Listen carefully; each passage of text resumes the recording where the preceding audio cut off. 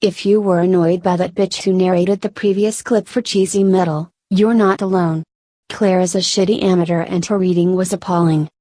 After Qwerty 100 received death threats because of the awfully annoying narration Claire gave, he was forced to fire her, sent her back to Essex or Sussex or whatever the hell other place it was she crawled out from, and replace her skanky ass with me, your new American narrator. We American girls are more open, more friendly, better in every way. That does not mean we are more easy, just need to get that clear. That cliché of the perpetually available all-American blonde who does it with any guy any place and any time is utter bullshit. Besides, the Spice Girls? Please. And anyway, I am not blonde. At least not on my head. Anyway, my name is Belinda and I'm your new narrator. You will enjoy my work a lot more, I know it, and I guarantee it.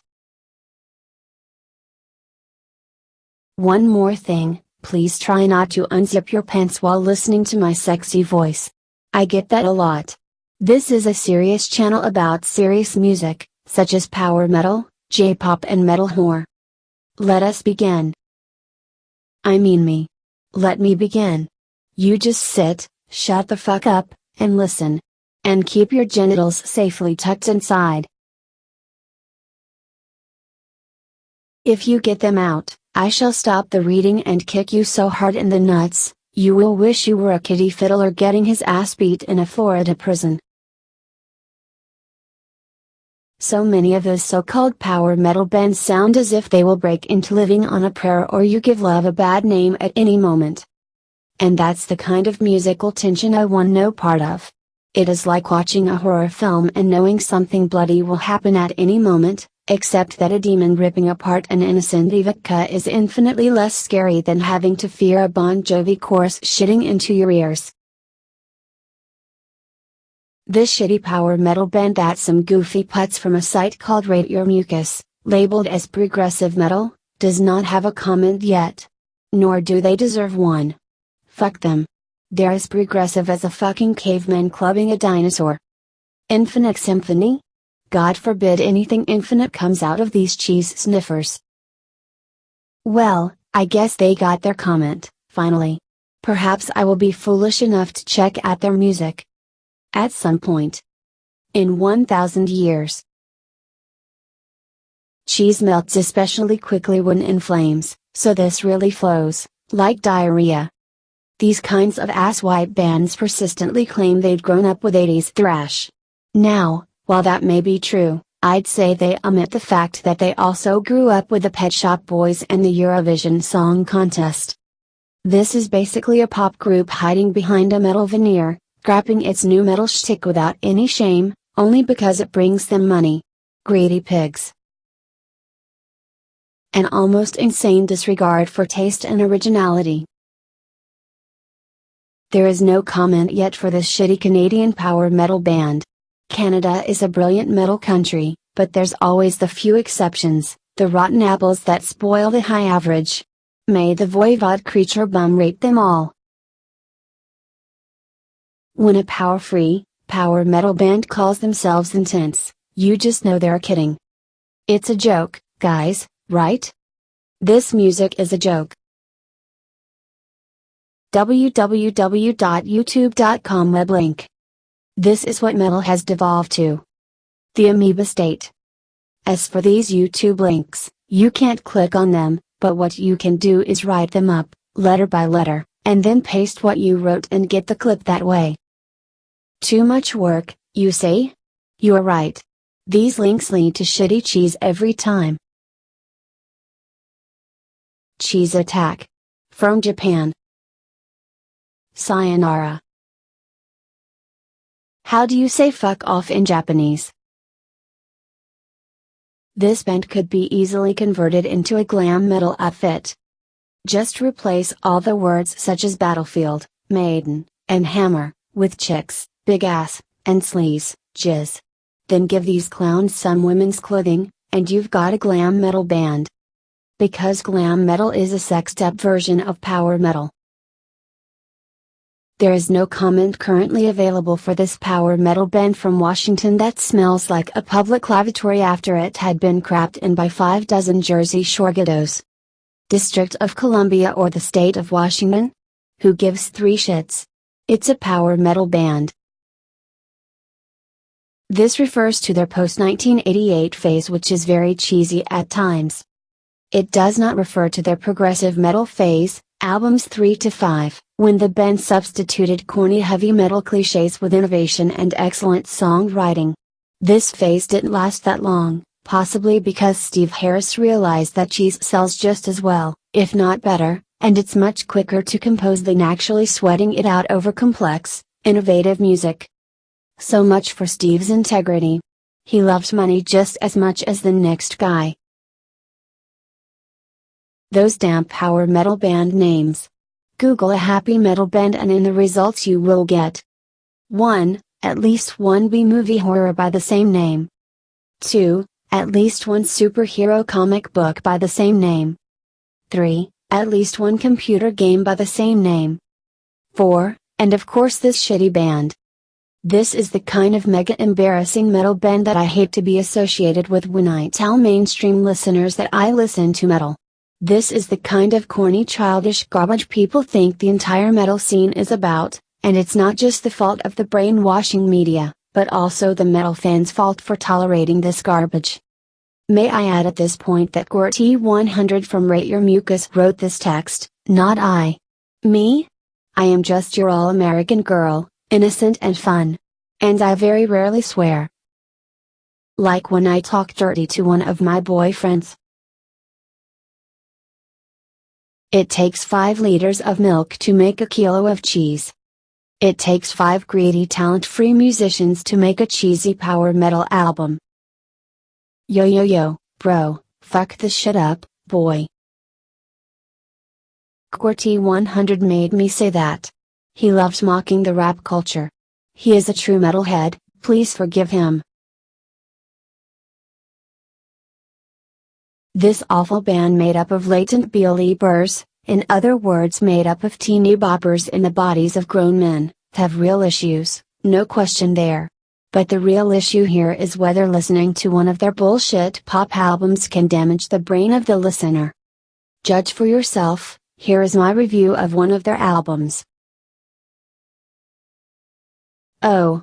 By the way. QWERTY100 is pissed off that I mispronounced Believers. He just wants you all to know he meant fans of Justin Bieber. But first the album cover. With a pigeon. A pigeon that thinks it's a peacock. Sort of the way this band think they're metal. On to the review. Rated, half a fucking star. Metalcore finally sheds all pretense and admits to being 100% shameless corporate puppetry. Motown meets metal. I mean, not really, just in theory, because it's neither Motown nor metal. Because this band actually does an R&B version of metalcore. Yes, you read that right. Look up their song Coma on Viva, and you will either bust your gut laughing or you'll smash up your computer. Or perhaps both, in that order. It sounds as if one of the Justins, Lake Timber or Boober, decided to cover a metalcore song. So how exactly is this supposed to be rhythm and blues?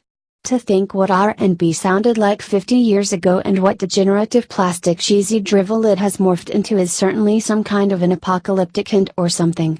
Does mankind even deserve to exist after this kind of music has been recorded?